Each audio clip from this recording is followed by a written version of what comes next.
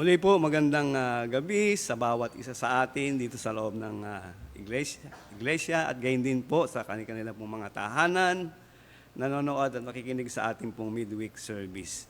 At bago po tayo magpatuloy sa ating pong mga gawain, tayo po muna ay dumako sa Panginoon sa panalangin. At inanyayahan ko po kayong tumayong lahat. Tayo po yung manalangin. Mapagpalang Diyos na aming Ama, muli sa iyo ang kapurihan at kalwalhatian sa gabing ito. Hinihingi po namin ang iyong pong patnubay, gabay sa magitan ng iyong banal na Espiritu na siyang magkaloob sa amin ng biyaya mula po sa iyong salita. Dalangin ko po ang iyong lingkod na naway sa akin pong mga labi, ikaw pong magbuka at maging biyaya at daluyan ng pagpapala ng bawat isa. At kung ano man po aming mga pagkukulang, kami pilinisin mo sa aming mga karumihan. Upang sa gayon kami po ay maging kaaya-aya sa iyong harapan at katanggap-tanggap. Dalangin ko rin po ang mga kapatiran na patungo dito, ingatan sila at makasama po namin sa iyo pong inihandang biyaya. Gayon din sa mga nasa kanilang mga tahanan, patuloy Panginoon na ang biyaya ay dumaloy, hindi lamang sa kanilang pakikinig, kundi ito'y kanilang sa puso, Panginoon, at maipamuhay. Salamat po muli sa gabing ito. Pangalan ng anak na si Jesus. Amen. Manatili po tayo nakatayo para sa ating pag-awit. Magandang gabi po sa ating lahat. Good evening.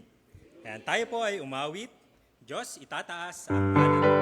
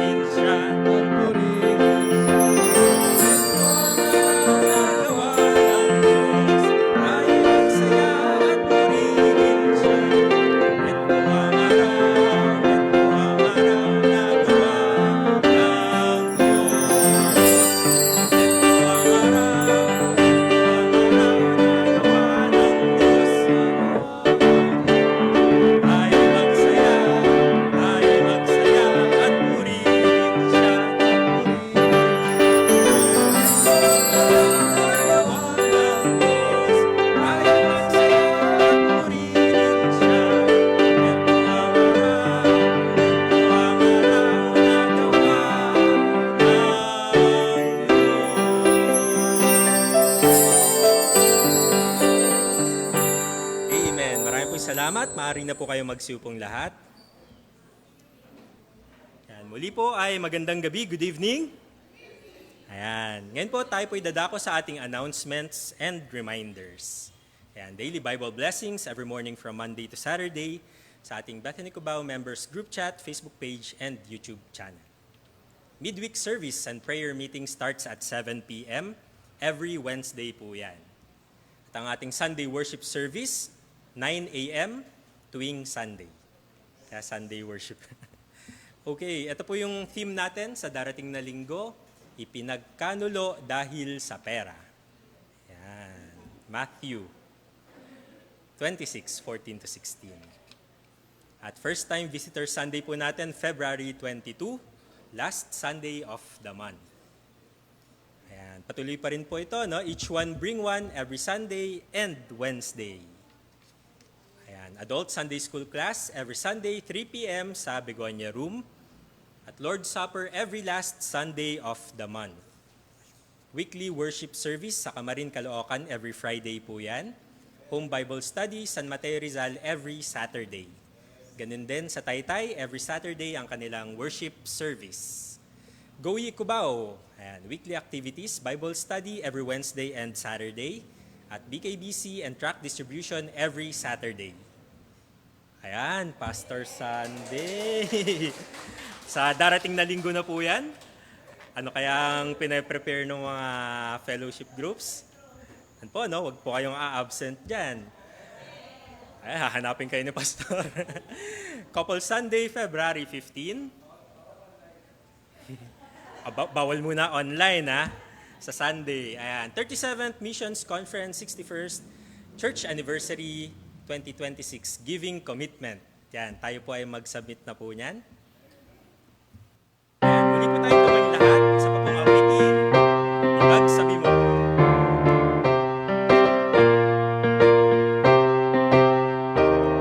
Nang ika'y makakilala sa Panginoong dakila, iyo bang nadamang kabigatan para sa iyong kapwa?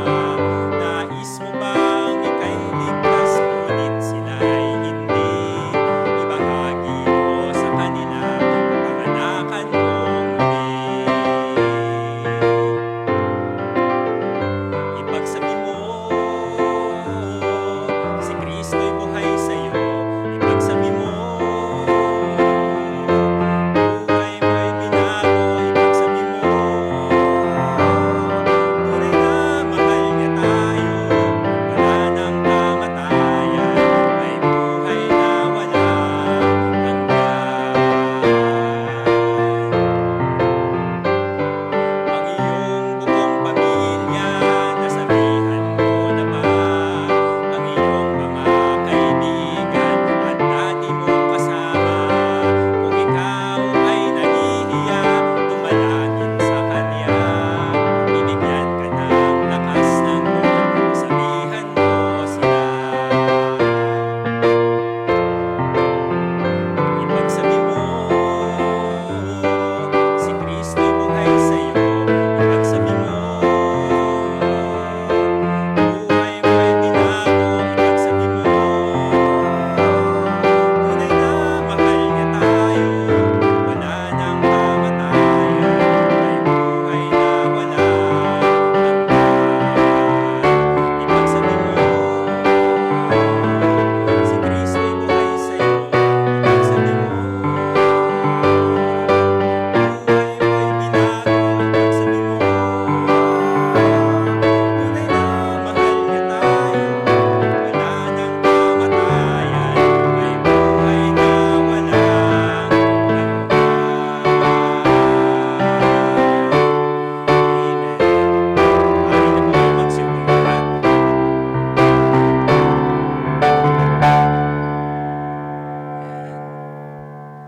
Tayo po ay dadako sa ating pag-aaral ng salita ng Diyos. Tawagin po natin Brother Conrado Castillo.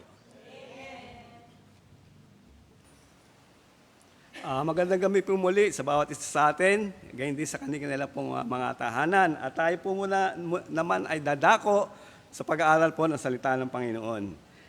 At ang ating pong paksa sa gabing ito ay may pamagat na maging magandang halimbawa sa lahat. Isang talata lang po ang ating babasahin diyan sa 1 Timothy chapter 4 verse 12. At basahin po natin ito ng sabay-sabay at inayaan ko rin po kayong mag-stay lahat para sa pagbasa ng salita ng Panginoon. Okay, nandiyan na tayo? Okay, basahin po natin itong 1 Timothy chapter 4 verse 12. Handa, basa. Huwag hamakin ng sino man ang iyong kabataan, kundi ikaw ay maging uliran ng mga nagsisampalataya sa pananalita, sa pamumuhay, sa pag-ibig, sa pananampalataya, sa kalinisan. Okay, bago po tayo patuloy, tayo po muna ay dumulog sa Panginoon, humingi ng gabay at patuloy na biyaya na ating pong maunawaan at ating matanggap ang nilalaman po ng 1 Timothy chapter 4 verse 12. Pagpagpalang Diyos, muli sa iyo po namin tinatagubilin ang gabing ito sa aming pag-aaral na pong mga salita. Hinihiling po namin ang pagkilos ng iyong maraming Espiritu sa aming kalagitnaan, maging sa iyong lingkod at sa kanila pong mga tahanan, na ito'y magsilbi, Panginoon, na paalala at hamon bilang iyong mga anak, na kami po ay maging maingat sa aming pong pagkilos, pananalita, at sa lahat ng bagay na aming gagawin. Tunay nga na ito'y maging biyaya at pagpapala sa mga taong nakikinig at nakakarinig sa aking pong mensahe. Salamat pong muli sa lahat ng ito. Sa pangalan ng anak na si Jesus. Amen. Sikura po tayong lahat. Maging magandang halimbawa sa lahat. Ito pong 1 and 2 Timothy ay tinatawag natin pastoral letter, at pati yung Titus. Bagamat hindi tayo leader, ay meron din tayo pong mga tungkulin, Wala man tayong hinahawakang gawain, ngunit tayo ika nga ay tinitingnan ng mga tao sa ating kapaligiran. At isang bagay po mahalaga yung ating mga patotoo isang mahalagang bagay po sa buhay natin upang ang mga tao sa ating kapaligiran ay maakay natin. Kasi kung ang buhay natin ika nga ay hindi maayos, sinasabi natin tayo yung mga mananampalataya, tayo may dalang Bible, ngunit yung buhay po natin ay walang pagbabago. Napakahirap po, lalo na yung ating mga malapit sa atin, mga mahal sa buhay. Mga kapitbahay, kaibigan, kasamaan sa trabaho, kasamaan sa eskwela, at iba pang mga relasyon. Okay, tuloy po tayo. Siguro marahil kilala natin si Benjamin Franklin, at sa larangan ng science, pero napakarami po niya palang mga title, Unang-una nga po, siya ay isang writer, scientist, inventor, statesman, diplomat, printer, publisher, political philosopher. Napakarami po, At ang isang bagay na hindi alam, maaaring hindi alam natin, siya pala po ang unang naglagay ng street lightning sa kanilang bahay, At sa pamamagitan po noon, nakita nung kanyang mga kapitbahay, maganda pala sa gabi, merong ilaw. Kaya ang ginawa po nila, sila ay naglagay din sa labas ng kanilang tahanan. Kaya ngayon nakita natin, maging saan man lugar, sa gabi merong ilaw, poste o liwanag. At bilang mga mananampalataya, hindi po tayo nalalayo bilang ilaw, Sabi nga ng Panginoon, kayo ang ilaw, di ba, ng sanlibutan, na dapat makita yung ilaw sa ating buhay, yung ating patotoo, yung ating good works, upang gayon ang Ama ay mapapurihan. Pero kung ika nga, lumalakad pa rin tayo sa kadiliman, iba na po yun. Iba po yun. Baka tayo ika nga ay hindi pa safe. Kasi maraming dumadako, umaattend, dumadalo sa iglesia, ngunit hindi pala save, hindi pala ligtas. Naakay lang o meron lang layunin. At yan naman ay ika nga ay makikita sa bandang dulo.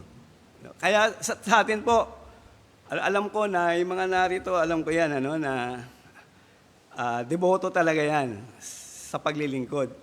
At alam ko na meron bawat isa na banal na espiritu. Tayo yon. Kasi hindi natin magagawang dumalo. Alam ko, mayroong mga gawain tayo sa tahanan. Di po ba? Sa trabaho, paglabas, medyo pagod na. Ngunit ginagawa natin yun dahil sa Panginoon at gayon din para sa kaalaman natin sa ating pong mapapakinggan. Sana po'y maging biyaya po ang bawat isa sa ating pong pag-aaral. Ay, ito pong sulat ni Pablo kay Timothy, ito po'y isang instruction bilang isang bagong leader o pastor ng Ephesus. Itinalaga po siya dyan. At napakahirap po sa lahat yung pagsisimula ng gawain na ikaw ang hahawak. Mahirap po yun. Pero kung sa atin ay naroon ang banal na espiritu, tayo po ay magagabayan. At maitatama tayo kung saan direksyon tayo ilalagay. Kaya nga, bali dalawang bagay lang, gusto kong maibahagi sa inyo. Unang-una ay sa ating buhay bilang manampalataya o leader man, may nakatingin. At tandaan natin, may nakatingin sa ating mga sinasabi, ginagawa, at sa ating patotoo. Totoo po yan. Totoo yan, na mayroong mga tao na sinusubaybayan ang ating buhay. Kaya, ang isang mananampalataya ay dapat na maging isang tao o isang mananampalataya o Kristiyanong maingat sa kanyang buhay, sa kanyang patotoo. Kaya nga sabi dito sa verse 12, sa unang bahagi, huwag hamakin, sabi rito, sa ating, unang-una nga yung mga sinasabi, ginagawa, at sa ating patotoo. At sa 1 Peter nga po, sabi diyan sa 1 Peter chapter 4, verse 14, kung kayo'y mapintasan dahil sa pangalan ni Kristo, ay mapapalad kayo. Sapagkat ang Espiritu ng kaluwalhatian at ang Espiritu ng Diyos ay nagpapahingalay sa inyo. Remain. Nasa atin po ang banal na Espiritu. At siya yung tumutulong sa atin, di po ba? Bago si Christ umakyat sa langit, kanyang kinausap, di po ba, yung kanyang mga apostoles, tinagubilinan sila. Ngunit, hindi nila yun maunawaan pa eh. Ngunit, nung siya ay naipako, namatay, ililibing, at nung siya muling nabuhay, at nung siya umakyat sa langit, naalala nila yon, yung mga sinabi ng ating Panginoong Isus. Kaya nga po, napakahalaga yung ating pong buhay, At tayo ay magliwanag. Magliwanag tayo sa ating kapaligiran. Saan man tayo ay naroon. Bilang isang bagong Kristiyano o nagbabahagi ng salita ng Diyos, ika nga ay merong mga tao, merong mga Kristiyano,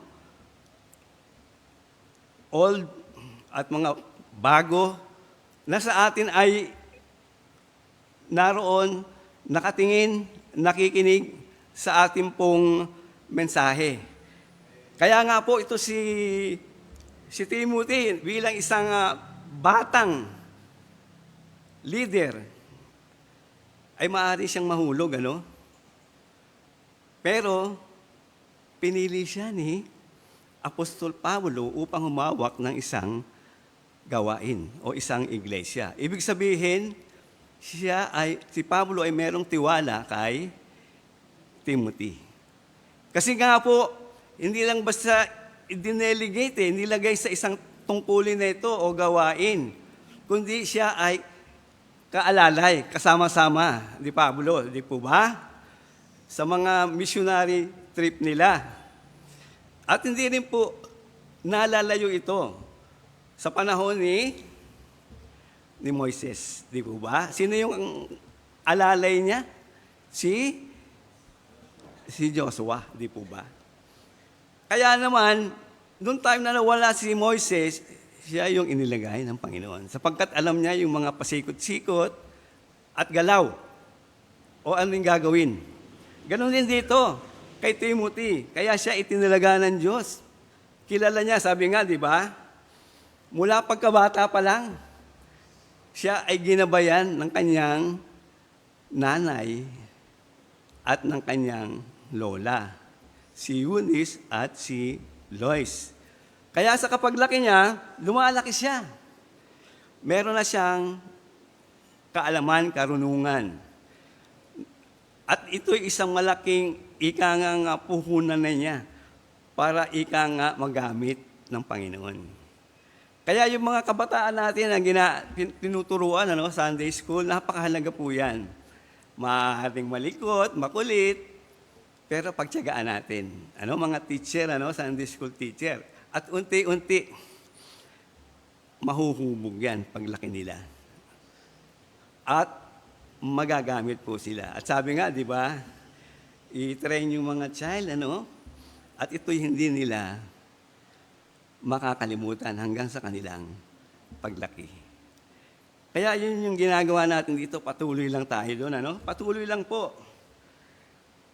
Merong mga nakatingin sa atin, yung mga datihan, mga olds, mga new, o mga bago, na kinakailangan yung ating, hindi lang yung ating sinasabi, hindi lang yung ating inaaral, kundi una sa lahat yung ating buhay, yung ating patotoo. Kasi yun yung pinakamahalaga sa ating pong buhay.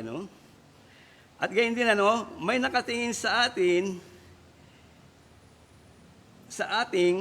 bilang isang nagbabahagi ng salita ng Diyos. Yan nga, sabi ko kanina, may mga matanda at na sumusubaybay sa bawat ginagawa at sinasabi natin.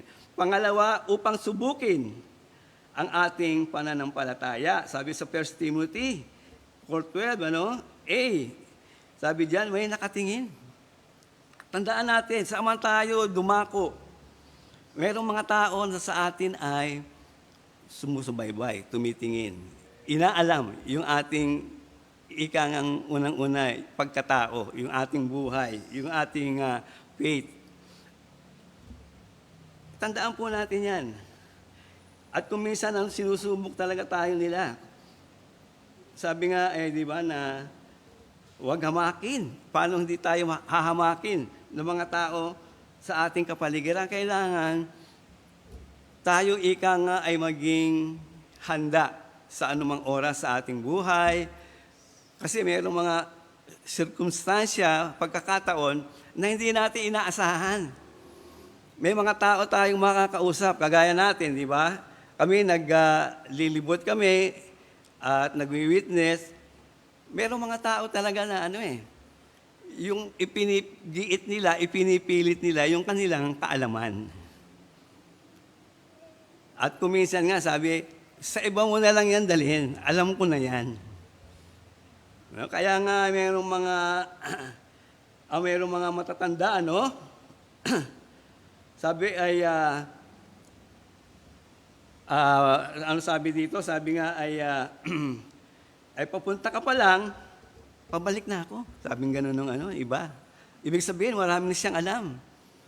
Pero ang dapat nating tugon doon, ay mabuti po, hindi kita na kasalubong, kundi ako ay naligaw din. Di ba? Yun yung mga yung mga tao na nagmamataas sa kanilang sarili, na marami silang alam, ngunit hindi nakikita sa kanilang mga buhay. At pangatlo po, ay tinitingnan ang ating pagkakamali. Tinitingnan nila yung pagkakamali. Merong mga ano diyan mga sugo mga iglesia At saka yung kay Manalo, di po ba? Para lamang pag hindi ka nakasagot, pagtatawanan ka. Yun yung dahilan nila Kaya nga, hindi dapat tayo na nakikipagtalo sa kanila. Sabi nga dyan sa Matthew 5:11, di ba? Sabi, mapapalad kayo pagka kayo'y inaalimura at kayo'y pinag-uusig at kayo'y pinagwiwikaan ng sari-saring masama na pawang kasinungalingan dahil sa Panginoon. Dahil sa akin, sabi niya ganun. Totoo po yun. Pero kung minsan talaga mabigat, di ba, yung ikangang akusasyon sa atin. Kapag ikangang nagwi-witness tayo, nagbibigay tayo ng Bible tracts, na kung minsan na pag-abot, nilalamukos, tinatapon sa basura, parang masakit sa atin, di po ba? Pero sabi ng Panginoon, hindi tayo ang kanyang ikangang tinatanggihan kundi siya. Kaya patuloy lang tayo. Patuloy lang po yung ating pagsasagawa. Di ba? Mapalad, sabi, mapapalad katulad nung binasa natin sa 1 Peter 4:14, Tayo po ay mapapalad sapagkat tayo ay lumalakad sa tuwid na daan. Tayo ay lumalakad sa likod ng Panginoon. Tayo ay sumusunod sa Kanyang yapak. Sumusunod lang po tayo sa Kanya. Hindi po tayo sumushortcut para mapadali yung ating paglilingkod. Kailangan po yun yung ating isa-isip, At sa 1 Peter 2:23, sabi na nang siya ay alipustain, si Kristo po ito, ay hindi gumanti ng pagkaalipusta. Nang siya ay magbata, ay hindi nagbala, kundi ipinagkatiwala ang kanyang sarili doon sa humahatol ng matuwid. Ipinaubaya niya ang paghatol sa Panginoon. Diba sabi ng Romans 12, di ba? Huwag kayong gaganti. Ako ang gaganti. Bagamat kuminsan, hindi sa ibang Kristiyano, hindi pwede yun Kung ano yung ginawa sa'yo, gagantihan mo Lalo na yung mga unsaved, di po ba? Konting naggit-gitan lang sa daan, ayan na, barila na. At masasamang mga pananalita. Kaya, binigyan niya tayo ng banal na espiritu upang magkaroon tayo ng hinahon. Sa pagdating sa mga bagay na ganyan. Mahirap po talaga. Kung wala ang banal na espiritu, marahil talaga. Hindi tayo papayag na maunahan masaktan Kaya sa atin po yung pagpipigil, pagtitiis sa atin pong buhay bilang mananampalataya. At kung dumarating man yung mga ganyang pagkakataon, hindi dapat masiraan ang loob, Kung mayroong mga pumupuna o naglalait sa atin, paraan na rin po ito upang masuri natin ang ating sarili kung may pagkukulang tayo o pagkakamali. At ito rin yung paraan para maitama natin yung ating sarili. Di po ba? Paraan ng Panginoon yan Kuminsan, bago pa lang ako mananampalataya sa planta, may kabiruan ako, pero siguro wala sa mood. Alam niya, nag-BBS ako. Tapos nung biniro ko nga, sabi sa akin, ganyan bang pa-Bible, ganyan ang pag-uugali. Mula nun, isang bagay ang tala sa isip ko na maging maingat din sa mga pagbibiro kanino man o maging maingat tayo at hindi po dapat tayo masiraan ng loob. Kailangan po magpatuloy po tayo, patuloy lang po. Kung ang Panginoong Hesus man ay dumaan sa maraming pagbatikos o pag-aakusa ng mga Pariseo at Skriba sa kanyang kapanahunan, tiniis po niya yun. Bagkos binigyan niya sila ng magandang pananalita. Hindi po siya umangat sa kanya pong mga sinasabi, kundi itinutuwid, itinatama niya yung mga nag-aakusa sa kanya. Kaya nga po sa isang bagong Kristiyano, hindi mawawala ang mga kritiko o mamumuna sa kanya. Kasi hindi maiwasan, di po ba, sa isang bagong Kristiyano na magkamali. O kaya ay hindi pa niya alam lahat ang takbo, ang kilos ng dapat na niyang gawin. Minsan tumatagal pa yan Di po ba? Kaya nga unti-unti, ang bagay na yan ay umaangat ka. Nakakaalam ka, nababatid mo yung mga tama at mali bilang isang mananampalataya.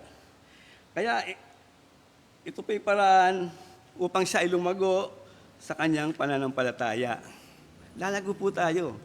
Kung patuloy po tayo, kasi kapag nasaktan tayo, di ba, masakit sa ating kalooban yun, kung minsan yung magiging daan upang maglaylo tayo, tumigil muna tayo. Pero ang dulo nun, kuminsan, ginagamit ng kaaway ng diablo. Kaya kuminsan napapalayo tayo Kaya nawawala tayo Hindi natin iniisip, yun ay isang kaparaanan ng Diyos para tayo ay maging matatag at makaalam kung ano ba yung mga inaakusa sa atin. Ano ba yung mga bagay na dapat nating sabihin sa kanila. Yun po yung nagpapatatag sa ating buhay, bilang mananampalataya. At pangalawa po, ingatan ang ating pag-uugali. Yan po yung ating patotoo. At sa English po, yung tinatawag na conversation, hindi yung pakikipag-usap, sa Greek word, ito po yung behavior or manner of life. Yung pag-uugali po niya. Sabi nga ay, ulit sa 1 Timothy 4:12, huwag hamakin ng sino man ang iyong kabataan. Kaya, hindi dapat natin isa-isip yung masamang bagay kapag tayo ay dumarating sa mga pag-uusig, pagsubok, na kuminsan ito yung nagiging daan upang tayo'y manlamig. Kailangan po ay magpatuloy. At sabi nga dito, sa una, tayo daw ay dapat maging modelo ng mga mananampalataya. Sabi diyan sa 2 Timothy chapter 2, verse 14. Sabi diyan? Ipaalala mo, sabi rito, Pablo, kay Timothy, ipaalala mo sa kanila ang mga bagay na ito na sila'y pagbilinan sa paningin ng Panginoon na sila'y huwag makipagtalo tungkol sa mga salitaan na hindi napapakinabangan sa ikapapahamak ng mga nakikinig. Kasi kuminsan, di ba, kapag mayroon kang tao na kausap na ibang grupo, siyempre itataas niya yung kanilang aral, yung kanilang doktrina. Alam mong mali. Ikaw naman, itinatama mo siya. Kaya hindi nagiging maganda yung inyong pag-uusap. Nauwi sa hindi maganda. Kaya kapag isang tao na ayaw makinig, wag na nating ituloy. Sapagkat hindi na maganda ang kahinatnan. Pagdidebate na yun. At mauuwi lang sa malayo. Magbibigay ng mga talatayan para sa kanila lamang mga katuruan. Na kung minsan malayo doon sa mga konteksto na inyong pinag-uusapan. Kaya bilang mga mananampalataya, wag na natin sila entertain, Kapag ganun. Di ba, kami nag-iikot kami diyan, ganun mga tao kuminsan. Hindi lahat isasang-ayon Basta sinasabi mo. Merong makikipagtalo talaga. Ipipilit yung kanilang kaalaman. Kaya nga po, sa verse 17 sabi, upang ang tao ng Diyos ay maging sakdal tinuruang lubos sa lahat ng mga gawang mabuti. Kaya patuloy lang. Kaya nga, parati nating sinasabi, maging si pastor, na yung pagbabasa. Ano? Pagbabasa ng Biblia. Ang pananalangin. At sa pamamagitan po niyan, ika nga ay mahuhubog tayo. Magkakaroon tayo ng maraming kaalaman. At ginamit po sa akin ng Panginoon yung mga kids, mga kabataan. Biro mo sa Antipolo, doon sa Bicol, puro mga kabataan. Walang matanda eh. Merong mga matanda, nire-reject ang salita ng Panginoon. Eh di doon tayo sa makikinig. At alam ko na yung mga yon ay nataniman. Kaya nga, di ba, nung pumunta ako minsan sa Antipolo, marami nagpapasalamat yung mga kabataan na hindi na kabataan, mga hindi na binatilyo, mga ika nga na meron ng pamilya. Nagpapasalamat doon sa mga ginawa ko doon sa kanilang pagtuturo. Biro mo yung Sabado, takbo ron, paglabas ng trabaho. At natutuwa ako na kahit na merong mga paghihirap, hindi man lang natin makita ngayon, sa bandang huli, makikita natin. Hindi lang dito, maging sa kabilang buhay. Kasi marami tayong na-witnessan. Kuminsan, ika nga, yung witnessan natin, tumatanggi. Pero bahaginan mo, nataniman mo, at yung iba ang umani. Diba? Kaya tanim lang ng tanim, tayo. Kaya kagaya ng ginagawa namin, diyan paikot-ikot tayo, matang tubig tayo, di ba? Diyan sa San Martin, at may schedule namin dito sa kabila, sa likod, at sa iba pang lugar na kung saan pwede tayong makapagbahagi salita ng Panginoon. Sa pangalawa po, sabi ingatan ng ating pag-ugali bilang isang bagong Kristiyano. Yan sa mga kabataan, At yung hindi lang kabataan, yung mga may edad na rin na bago pa lang nakakilala sa Panginoon, ay hindi imposible na sila ay lumago din. Kasi po ako na-save ako, tatandaan ko doon sa trabaho, ay 33 years old na ako. Inisip ko nga yun, biro mo, ang habang panahon, nasa mundo ka, natatangay ka ng iba't ibang mga bisyo sa buhay. Pero may layunin pala ang Panginoon. Sabi ko nga, di ba, na bakit, Panginoon, napakahaba ng panahon bago mo ako tinawag.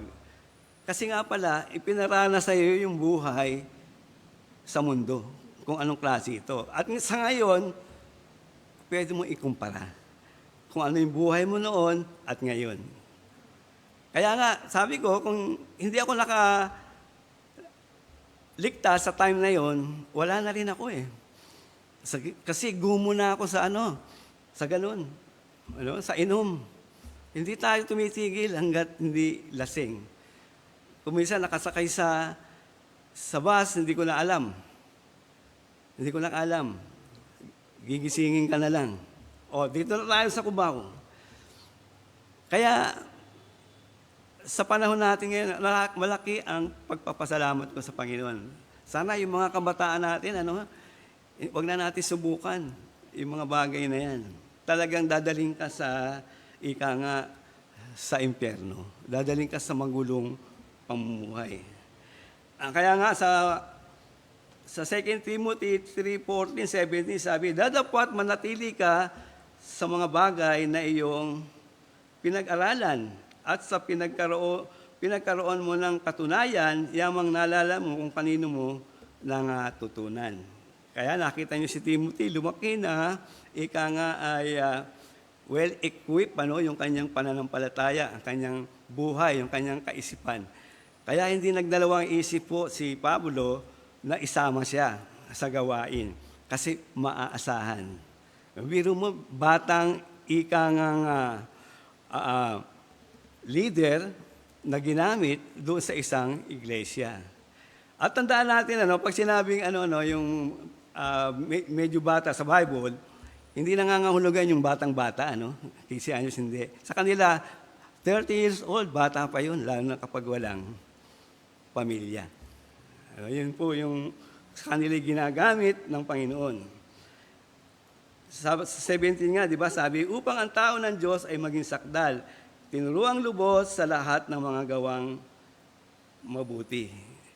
Kaya napakahalaga po sa atin bilang mga mananampalataya, hindi lamang binabasa ang salita ng Diyos, kundi kanyang pinagbubulay-bulayan upang ito'y kanyang ibahagi.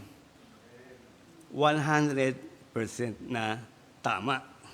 Kasi ika nga, mangangaral tayo tapos hindi natin alam kung tama o hindi yung ating mga sinasabi o mga text o mga talata sa Biblia. No, 100% na tama at hindi mahulog sa mga maling turo yung mga inaaralan o mga nakikinig. Kaya nga po nakikita sa kanyang buhay ang kabanalan, gawa nga nung siya ay nahubog mula pagkabata. Kaya sa 1 Peter, sabi nga diyan 1:16, sabi, sapagkat nasusulat, kayo'y mga pakabanal sapagkat ako'y banal. Para bang hindi ika nga natin magagawa, yung maging banal, di po ba? Pero tandaan natin, nung tinanggap natin ang banal na espiritu, ika nga, nasa atin ang banal na espiritu. Pwede tayo, ika nga, maging banal. Dapat lang tayo ay lumakad sa espiritu. Hindi yung sarili natin ang ating iaangat o yung ating susundin, yung ating isipan. Hindi po, kundi yung banal na espiritu. Kaya nga na sabi doon, huwag hamakin ng sino man ng iyong kabataan. Kundi ikaw ay maging uliran, sabi dyan sa 1 Timothy 4:12, ng mga nagsisisampalataya, sa pananalita, sa pamumuhay, sa pag-ibig, sa pananampalataya, sa kalinisan. Biro mo lahat, bawat bahagi ng buhay mo, ng pag-iisip mo, kilos mo, ay dapat ika nga ay maayos. Gawa ng banal na espiritu, di ba? Binabago po tayo kung patuloy tayong lalakad sa banal na espiritu. At sa ating pong paglilingkod ay dapat ay hindi patay buhay, kundi aktibo sa gawain. Ngayon, nandito ka, susunod wala, sunod nandun ka na naman. Hindi po tayo ika nga lalago sa ganong pamamaraan. Kailangan tuloy-tuloy yan. Kung may mga gawain at maluwag ka sa araw na yon, sumama tayo. Ako po, nung natatandaan ko na wala akong alam talaga eh. Naglilibot kami doon sa may Espanya na yan, doon kina Marge, doon sa banda pa ron, sa Living Water yung inaatinan ko. Tinghapon meron kaming visitation, Bible study, at mga witnessing. Patuloy lang ako, nakikinig, ikaw mag-pray, closing. Yun lang, trabaho ko. At unti-unti, sa patuloy na pagsama, ay ginamit po ng Panginoon, maging sa mga kabataan. Kaya po huwag tayong manghinayang, sa edad natin ngayon, pwede pa. Pwede ba tayong gamitin?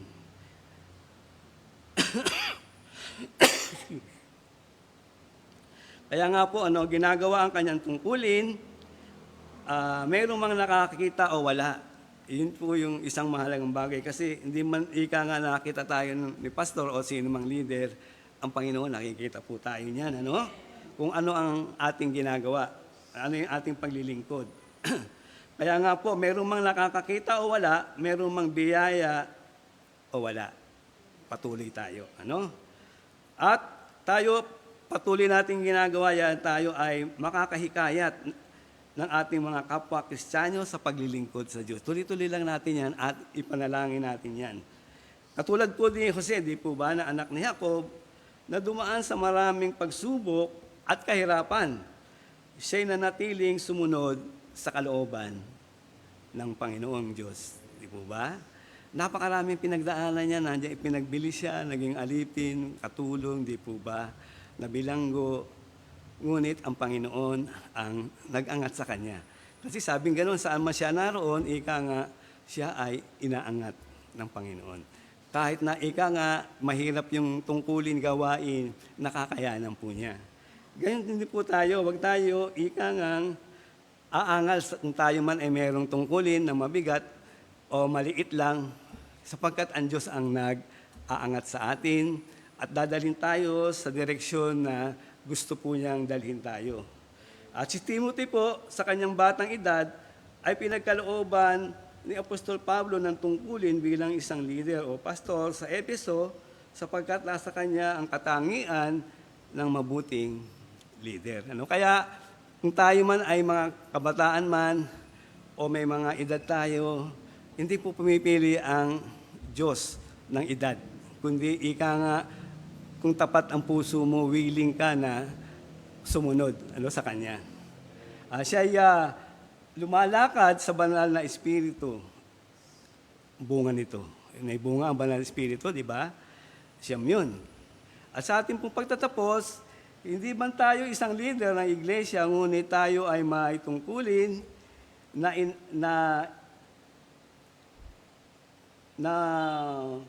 maingatan natin ang ating patutuo bilang isang Kristiyano sapagkat mayroong nakatingin sa atin at makita sa atin ang magandang halimbawa ng may binagong buhay na sumusunod sa yapak ng ating Panginoong Hesus. Kaya nga si Pablo, di po ba, ang parating tinitingnan niya ang Panginoong Hesus. Kaya nga sabi niya, di ba, ay tularan niyo ako sapagkat ako ay tumutulad sa Panginoon. Dapat ganun din. Kasi pag sa Panginoon tayo ika nga tumingin, talagang walang pagkaligaw. Maaring may mabigat, mahirap, ngunit kasama natin ang Panginoon. At sa huli nun, tayo ika nga ay makakaahon sa mga kahirapan na yun. Pangalawa, kung ikaw man ay bagong mananampalataya, bata o may edad, ito po ay hindi hadlang upang hindi magamit ng Diyos sa ministeryo. Kaya lang talaga, patuloy lang. Patuloy lang. Kasi ang Panginoon, ika nga, ay tinitingnan yung willingness ng puso natin sa paglilingkod at pagsunod sa kanyang mga utos. Kaya patuloy tayong ika nga mag-aral, magbasa mula sa salita ng Diyos. Ito'y napakahalaga po. At atin itong ipamuhay at ibahagi sa mga taong naroon pa sa kadiliman ng kasalanan. Sa pamamagitan niyan, ay lumago tayo sa ating pananampalataya sa Diyos. At humingi tayo tuwina ng kalakasan sa Diyos. At lagi tayong makipag-ugnayan sa Kanya sa panalangin, humingi ng lakas at tapang na sa mga dumarating na pagtitiis at pagsubok sa ating buhay. Ganyan kasi, di ba, ang Panginoon dumaan sa lahat ng mga paghihirap na yan. Kaya yun yung ating sinusundan. At nawais, sa munting oras na ating pong pag-aaral, ay nabigyan po tayo ika nga ng aral, nabigyan tayo ng paalala at hamon bilang mga manampalataya na tayo po ay lumalakad sa liwanag At kung tayo lumalakad sa liwanag, yung mga nasa kadiliman, saan man sila naroon, tayo ay kitang-kita. Kitang-kita po, hindi tayo makakaiwas. Kaya kung ano yung ika nga na pamumuhay natin, maayos, maaring sila ay madala natin. Ngunit kung ang buhay natin ay ibang direksyon, palihis, hindi natin maasahan na ang mga taong ito ay madala natin sa Panginoon. Salamat po at tayo po'y manalangin. Aming Amang Banal, muli salamat po sa iyong kabutihan sa amin na patuloy po bibigyan mo kami ng kalayaan upang ang iyong salita ay mahayag sa aming kalagitnaan, sa mga kapatiran at maging sa kanila pong mga tahanan. Hiningi ko po na patuloy na kumilos ka sa bawat isa sa amin at dumaan man ang mga kabigatan at pamumuna ng mga tao, mga kritiko sa aming kapaligiran ay magpatuloy po kami sapagkat ito'y ginagamit mo upang kami lalong maging matatag sa aming panampalataya at hindi umasa sa ating sarili kundi tangi lamang sa iyo, Panginoon. At muli, Ama, sa iyo ko po itinatagubilin ang aming pong pag-aaral na ito na naway patuloy po kami na naging maingat yung aming pong pamumuhay, paglilingkod, at aming pong halimbawa na nakikita ng mga tao sa amin, lalo na ang aming mga mahal sa buhay. Lahat pong ito'y aming pinasalamatan po sa pangalan ng anak na si Jesus. Amen. At nadako po tayo sa ating pong pagbibigayan.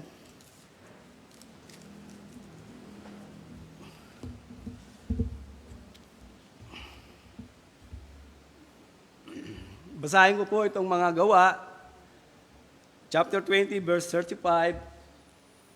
Nagbigay halimbawa ako sa inyo sa lahat ng mga bagay na sa ganitong pagpapagal ay dapat kayong magsisaklolo sa mahihina at alalahanin ang mga salita ng Panginoong Hesus na siya rin ang may sabi, lalo pang mapalad ang magbigay kaysa tumanggap. Tayo po ay dumulog sa Panginoon. Ama, muli salamat po sa iyong kabutihan sa amin, sa araw-araw, sa pagbuhos mo ng lahat naming mga pangangailangan upang sa gayon ay kami patuloy magkaroon ng buhay, lakas sa araw-araw. At dalangin din po namin sa aming pong pagbibigayan na naway ang bawat sentimo na maipagkaloob, Panginoon, sa iyo, ito ay magamit upang maging pagpapala, lalo na sa mga lugar na kung saan ang mga mananampalataya o mga misyonaryo na tumutungo doon ay mabigyan ng pag-asa ang mga taong iyon at makapakinig na yung mga salita. At dalangin po namin na sa aming pagbigayan na ito, na ikaw, Panginoon, ang siyang maitaas sa aming buhay. Malaki man o maliit, aming may pagkaloob, magkaroon kami ng kagalakan sa aming pagkakaloob. Lahat po ito ay aming dalangin sa pangalan ng anak na si Jesus. Amen.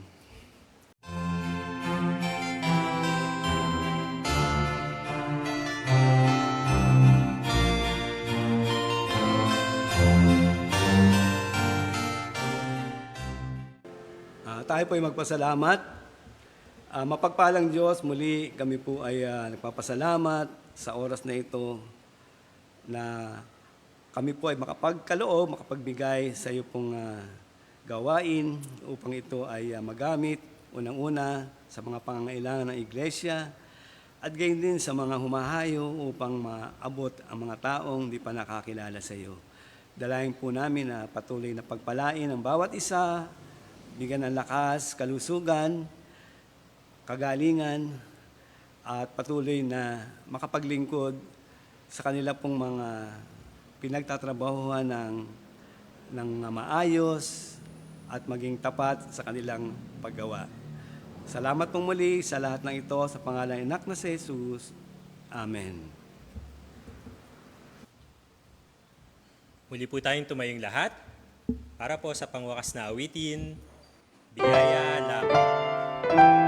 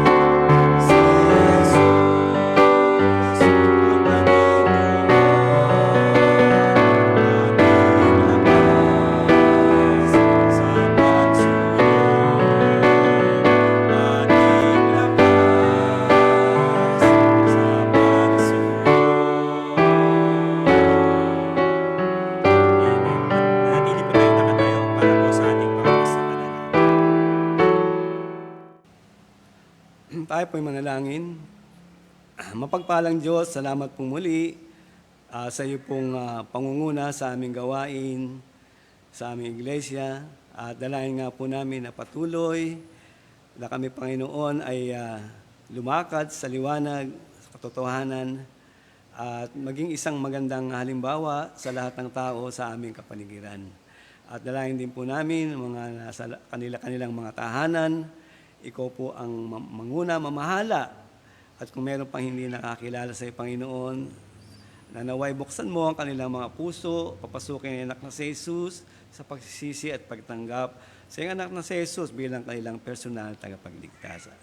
At muli, Panginoon, sa iyo ko po tinatagubilin pa ang aming mga natirang gawain, ang aming pong sama-samang panalangin. Pangunahan kami, tugunan ang lahat ng aming mga karaingan na aming pong nila sa iyo pong paanan. At sa aming pag-iwalay, ikaw pong manguna at mag-ingat hanggang sa aming mga tahanan. Lahat pong ito ay aming tinatugubilin at pinasasalamatan po sa pangalan ng iyong anak na si Jesus. Amen. Magandang gabi po.